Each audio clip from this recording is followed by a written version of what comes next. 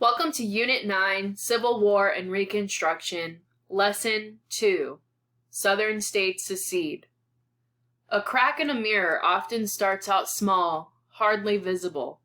But over time, rough handling causes the crack to deepen and run the length of the glass.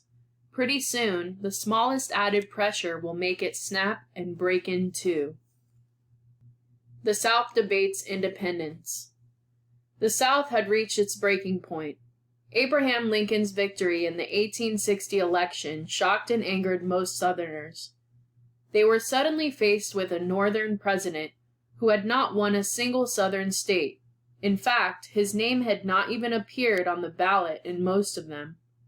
After all, Lincoln represented a party founded by people who wanted to keep slavery out of new territories and states.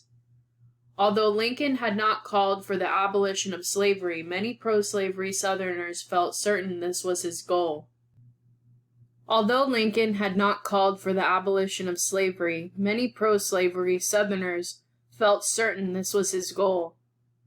In Abraham Lincoln's House Divided speech, delivered in 1858, the speech said, "Either the opponents of slavery will arrest the further spread of it, or its advocates, supporters, will push it forward, till it shall become alike lawful in all the states." In the South, many assumed this meant that Lincoln wished to abolish slavery throughout the United States. On the day after the election, South Carolina's legislature gathered to debate the possibility of seceding, or formally withdrawing from the Union and becoming independent.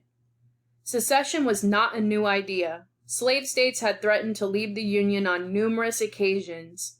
In fact, South Carolina had come very close to doing so during the nullification crisis in the 1830s.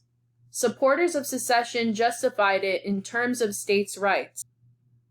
The right that Southern leaders most wanted to protect was their perceived right to own slaves. They argued that under the Constitution, the states retained certain rights, including the right to secede. Just as each state had once decided to join the Union, each state could decide to withdraw from it. Votes for secession.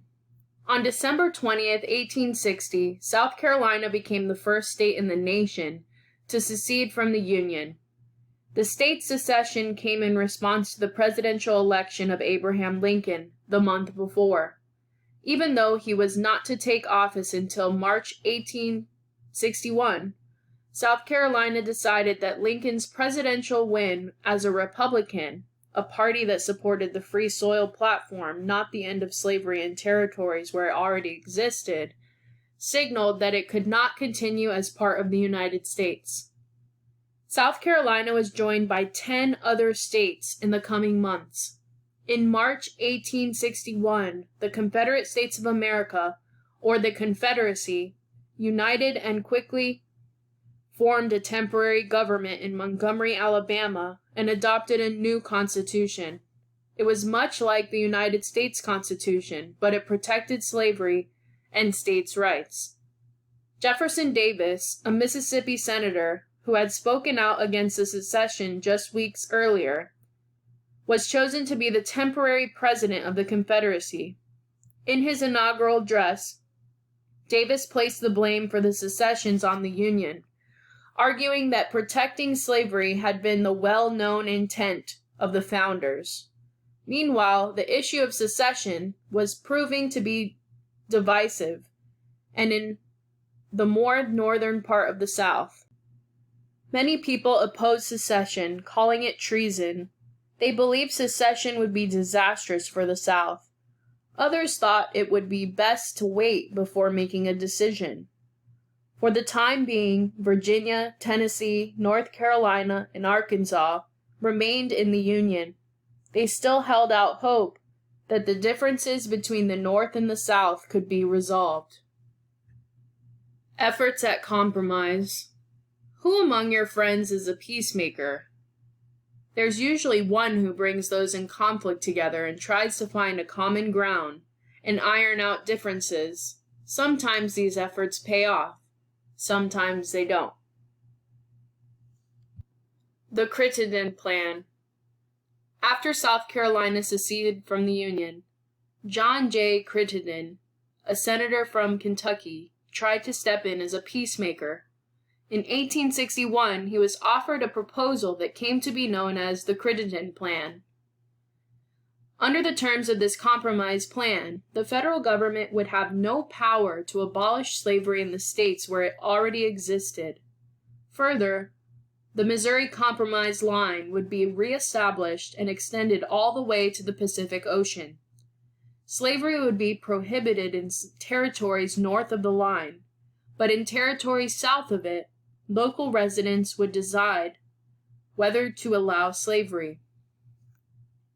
The proposal found many supporters in both the North and the South, and President James Buchanan pushed for its speedy approval in Congress. President-elect Abraham Lincoln and many Republicans, however, strongly objected to extending slavery in any new territories. After much debate, the Crittenden Plan was defeated in Congress, and the secession crisis continued. Lincoln becomes president. As his inauguration approached, Lincoln put together his government. For his cabinet, he purposefully chose men who represented competing factions within the Republican Party. Some of them could barely stand one another. Surprisingly, 4 of the top positions went to the men who had competed with Lincoln for the Republican nomination. He would later defend these appointments by saying, "We needed the strongest men of the party in the cabinet. These were the very strongest men. Then I had no right to deprive the country of their services." Some have called the men he assembled a team of rivals. Lincoln took office on March 4th, 1861, as the 16th President of the United States. In his inaugural address, Lincoln spoke sternly and directly about the crisis facing the country. He said his first task was to reunite the nation. Secession was illegal, he declared. No state could simply decide on its own to leave the Union. The Union was therefore still intact, and he vowed to use his powers as president to protect places and property belonging to the federal government. He assured the South, however, that he did not intend to interfere with slavery where it already existed, and there would be no invasion or use of force by the government. "We are not enemies, but friends," Lincoln said. "Though passion may have strained, it must not break our bonds of affection." Lincoln's words had little effect. The day after his address, a message arrived in Washington from Fort Sumter, which lay at the entrance to the harbor in Charleston, South Carolina. The fort was under threat from the Confederate forces, and its garrison, or defense force, of about 85 federal soldiers would soon run out of food. Lincoln faced a decision of whether to try to resupply the fort. He wanted to avoid conflict, but a civil war looked more and more likely. Our 16th president, Abraham Lincoln, like most beloved people, had a lot of nicknames. The Great Emancipator, the Rail Splitter, and Honest Abe. But how about the Repairman? Because when our nation was badly broken, Abe Lincoln stepped in to fix it. There are 2 facts everyone knows about Abe Lincoln. He was born in a log cabin, and he was our tallest president. Although he became tall long after he left the log cabin. Few thought that this tall, awkward man would ever become president. If you look at him as a youngster, one would not have predicted he would have done much but become another farmer like his father, or gone further west and become a hunter. But he wanted to learn. He had ambitions. He had dreams. Lincoln educated himself and became a respected lawyer and public figure in Springfield, Illinois. Thankfully, this was in the mid-19th century, back when image wasn't everything. There's a lot of people who say Abe Lincoln couldn't win today. He was really tall and gangly and goofy looking, and he actually had a terrible voice. He had a really high, squeaky voice for a big guy. But while Abe Lincoln might not have had the most impressive voice, the words that he spoke in the 1850s, when the young Republican Party was leading the charge against slavery, commanded attention. "A house divided against itself cannot stand." I believe this government cannot endure permanently half slave and half free. What is stunning to me about Lincoln is the idea that he can hold that belief through 4 years of civil war. It's that he doesn't turn back from it. He doesn't imagine that there's some compromise. During a Senate run in 1858, Lincoln said some surprising things during a series of slavery debates with rival Stephen Douglas, like that slavery violated the natural rights of black people. Lincoln lost that Senate race, but won the Republican nomination for president. And as Lincoln became president, the divided nation split into all-out civil war. Lincoln was determined to hold the nation together. The reason we are one United States of America today is only because of Abraham Lincoln. A lesser leader would have allowed the South to go, maybe not even had that war. Lincoln was the best wartime president.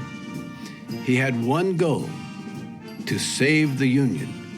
He would do it by whatever tactic he needed. One of those tactics was to suspend habeas corpus, which essentially meant that an American could be tossed in jail and held without evidence in the name of protecting national security. Ensuring the civil liberties and the rights of the citizen is one of the giant tasks of any president during wartime.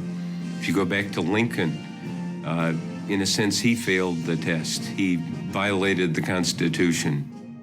Thankfully, Abe proved he was back on the side of civil liberties by deciding to make good on that whole all men are created equal thing in the Declaration of Independence. In 1863, Lincoln signed the Emancipation Proclamation to end slavery in the United States. And Lincoln saves the Union and recreates the American story, despite the fact that Lincoln was ambivalent about the question of slavery, and certainly deeply ambivalent about the question of black equality. Our greatest president, I'm going to be very cliche about this, was Abraham Lincoln, because he brought us through the greatest of our problems. The great divide in American history was the Civil War. And the great divide in American history was the black-white divide, where whites were free and blacks were unfree. The South surrendered to the North in 1865, effectively ending the Civil War. But one of its last victims was Abe Lincoln.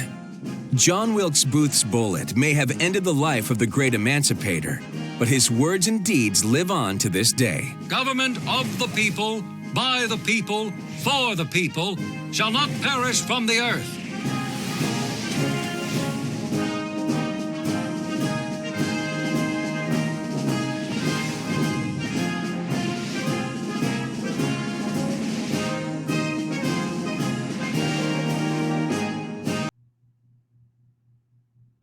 Just a quick review before we end this video. The election of Abraham Lincoln as president in 1860 led Southern states to secede from the Union.